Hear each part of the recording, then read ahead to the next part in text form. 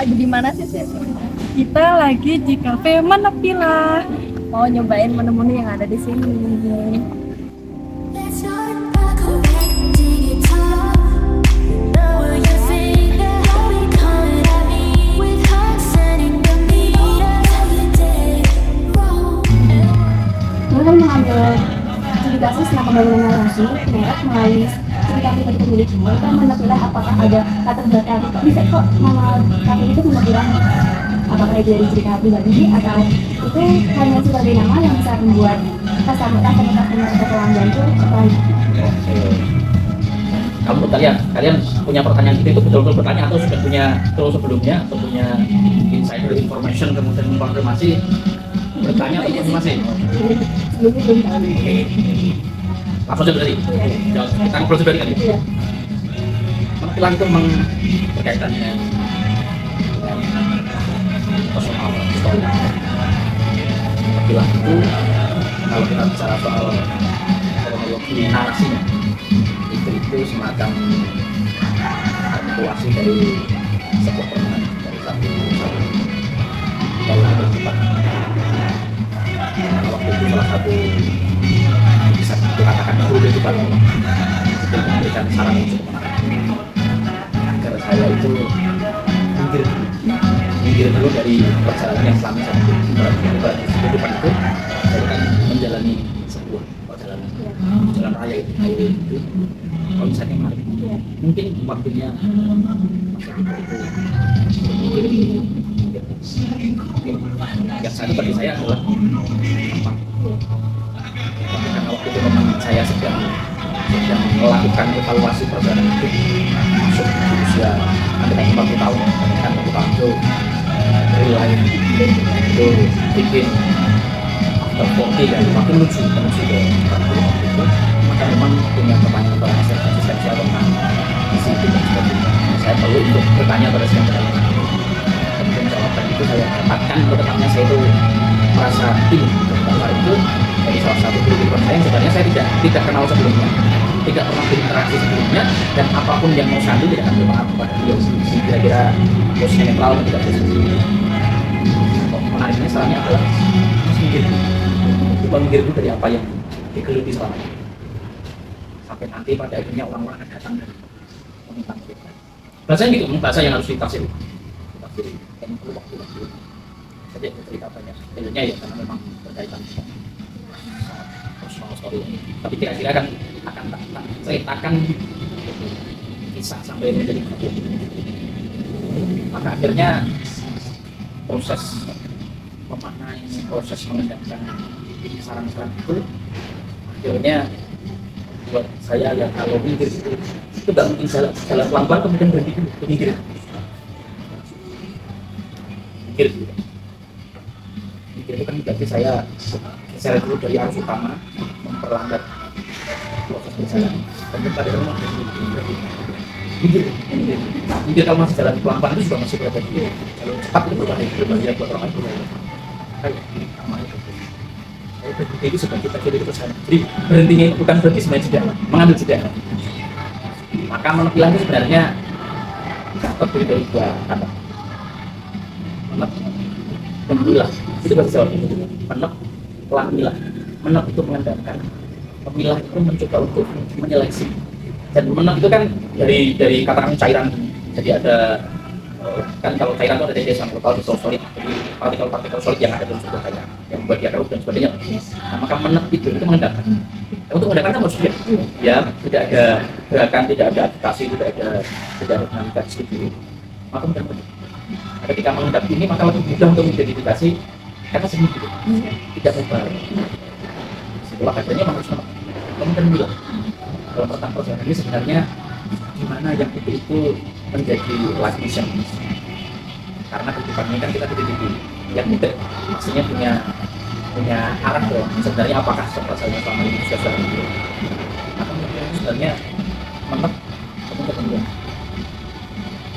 memet dan memilih itu tidak akan cukup sederhana ketika memang kita sendiri juga mengalami kegelisahan terus maka ya memang harus ada pemahaman lebih lanjut Oke, saya mengambil juga. Tapi kan selama ini itu juga bagaimana kan energinya itu disalurkan. Maka cara menyalurkannya bagaimana? Ya, supaya saya bisa memilah, maka ya saya harus membandingkan pikiran-pikiran saya, perasaan-perasaan saya itu dikonfirmasi dengan pikiran dan perasaan saya. Sepertinya perlu punya tempat di mana saya bisa diam tapi mendengarkan. Dia mendengarkan, membandingkan apa yang sedang saya pikirkan, wawasan saya, perasaan saya, dan itu ada tempat. Akhirnya mungkin saya mudah datang, tapi bisa berinteraksi dengan banyak pikiran dan hal.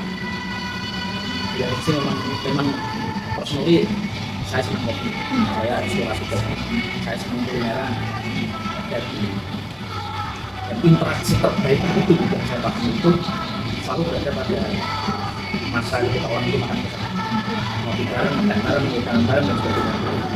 Kan satu Rasulullah itu mendapatkan derajat kewalian itu makan.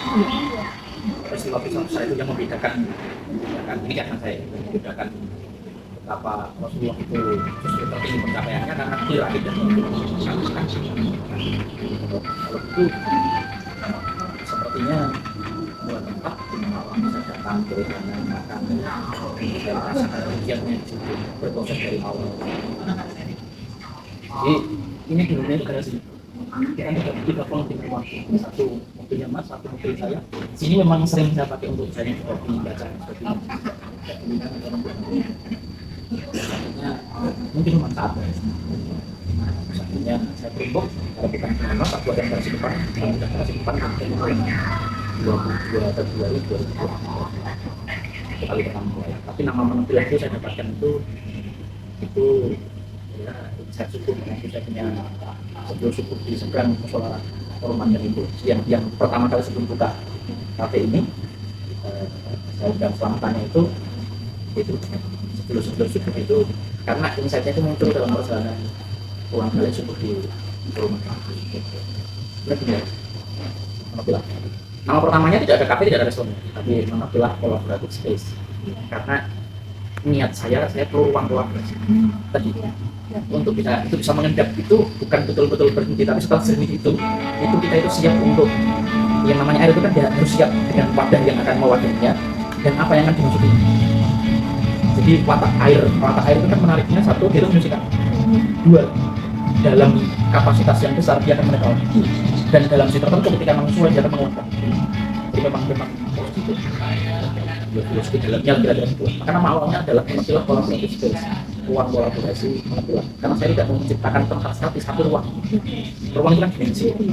Nah, ruang ini sebesar apa ruang itu bergantung apa yang kita di dalam.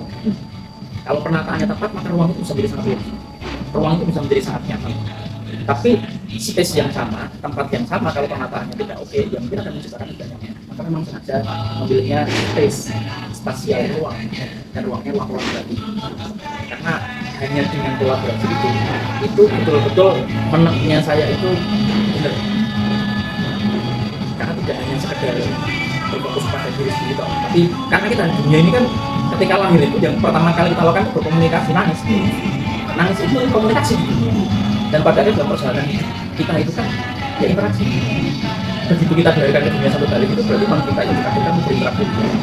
Nah, ruang interaksi terbaik itu kan kolaborasi. Kolaborasi itu belum tentu arahnya sama, betul-betul sama, mengarah kepada orientasi yang sama, tapi jaraknya berbeda dong. Jadi bersamanya itu boleh jadi sampai 10 km, boleh jadi sampai 100 km, boleh jadi sampai 1000 km. It's okay, dalam perjalanan ini kita bisa kolaborasi. Ketika salah satu sampai tujuannya, yang berpisah, it's okay juga kita lanjut dengan satu km. Maka namanya itu orang. Yang sampai sekarang kan tempat saya dengan mengapilah kafe dan kolaborasi. Jadi niatnya sebenarnya ruang kolaborasi. Nah, waktu niatnya emang tidak hanya sekedar, tapi memulainya memang dengan food and beverage. Ya, karena kan kalau mau memulai aktivitasnya itu harus clear layanannya apa. Kalau saya layanannya ada ruang kolaborasi mas nggak abstrak. Oke, maka saya harus mulai. Ketika semua saya kolaborasi, maka saya harus mulai juga. Saya mulai dari akhir di food and beverage. Tapi namanya masih collaborative space. Terus kita mulai dan sebagainya. Nah, waktu itu masukan awal datang dari ibu.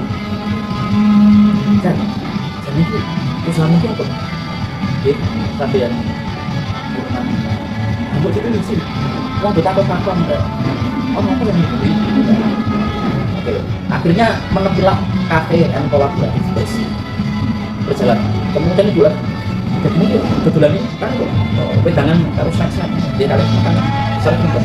Dan buat di kabar itu jelas sekali. Jadi orang ini kan boleh makan itu, boleh makan. Kalau waktu tak usah gede itu makan gede, bukan dengan semua kata-kata semua. Jadi masalahnya gitu. Kemudian awal mula kita mau menata fix konsepnya dari awal. Desainer, arsitek, seni, jadi saya bayar. Tapi akhirnya kita berpikir kalau dari awal konsepnya itu sudah final, layoutnya sudah final, ini ya kita jadi ulang dari sini. Itu betul-betul cukup pada itu. Akhirnya rancangan arsitek desainer itu kita bayar itu kan sini. Akhirnya kita memulai dari ya apa ya? Ini kemudian satu dapur, dan setelah itu open bar masih relatif terbuka. Kemudian area yang sekarang menjadi patung merah itu dua tempat parkir. Kemudian depan ini masih pintu garasi dan sebagainya. Ya memang berapa persen itu akhirnya sama sayang banget berparkir tapi terus betul malah enak. Akhirnya kita mulai. Kemudian ini tadi nggak ada namanya. Ketika hujan ternyata bingung nggak muat. Jadi akhirnya itu berjalan sesuai dengan masukan dari kenyamanan pelanggan itu. Karena begitu ada orang ngasih masukan itu artinya dia itu pernah kesini kemudian mengimajinasikan andai saja tempat ini itu tempat itu aslinya. Itu kan artinya dia merasa memiliki, kemudian punya imajinasi agar dia nyaman. Ketika dia berkeinginan dia nyaman, artinya orang ini punya niatan pengen balik ke sini. Tapi andai saja begini, tugas kami kan mencoba untuk melakukan harapan itu. Jadi mengakomodir harapan orang itu memberikan energi. Dan akhirnya tanpa sadar ternyata itu membuat orang yang dimasukkan jadi punya ikatan batin. Mungkin dia ngobrol, dan bukan memang mungkin sih, ada sekian yang ada cerita ngobrol sih kita. Dia merasa memiliki, terus berkembang sampai detik ini kita punya budget marketing. Tepatnya mungkin belum ada 10%. Seingat saya itu baru 2 kali. Saya kerja sama dengan 2 orang. Karena mau puasa, jadi kan karena puasa harus ada perubahan, harus ada reservasi, kan kita harus kenal. Ya, waktu itu kami bisa pakai jasa influencer untuk menyampaikan lokasi puasa punya pakai dan sebagainya biar orang tahu. Karena ketika puasa kan jam 3 terbatas, jadi kami perlu. Kemudian yang kedua itu kan akhirnya kami merilis 24 jam. Waktu itu mulai muncul, ya termasuk ada permintaan ternyata live musik. Itu juga akhirnya saya pilih bawakan musik simbol musik dan sebagainya karena suka customer dan sebagainya.